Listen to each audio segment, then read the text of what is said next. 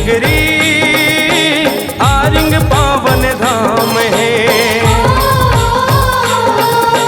जी हाँ पधारे पहुना मन के कोटि कोटि सम्मान है। जी हाँ पधारे पहुना मन कोटि कोटि प्रणाम है। मोर ध्वज नगरी आरिंग पावन धाम है।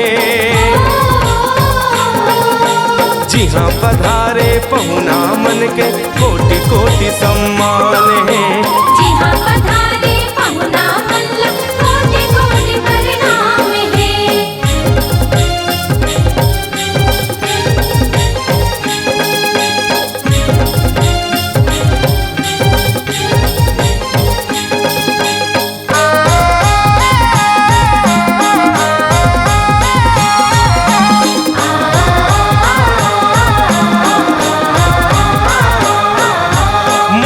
राजा के अमर कहानी लिखाए वेद पुराण माँ।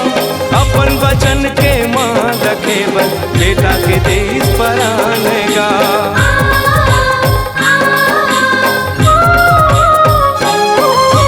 किशन कन्हैया यमराजा मिलके अर्जुन के तोड़े अभिमान गा।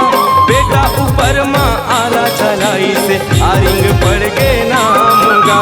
बेटा ऊपर माँ आला चलाई से आरिंग पड़ के नाम गा। ऐसन है दानी दुनिया माँ परमान है।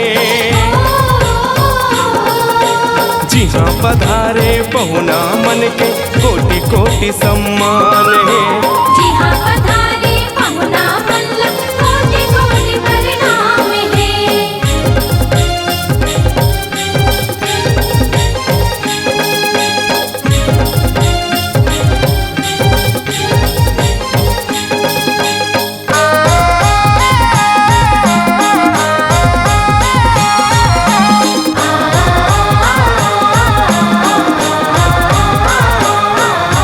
जुग जुग के ये महिमा संगी अलगे है पहचान गा।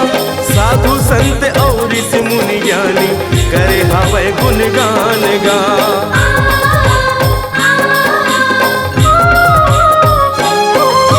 धन्य है राजा धन्य है रानी मथुरा का छाती महान गा। जेखर परीक्षा ले बराए हारे हवे भगवान गा। जेकर परीक्षा ले बराए हारे हवे भगवान गा। ऐसन है कहानी गंगा करे बखान है। जी हाँ पधारे पहुना मन के कोटि कोटि सम्मान है।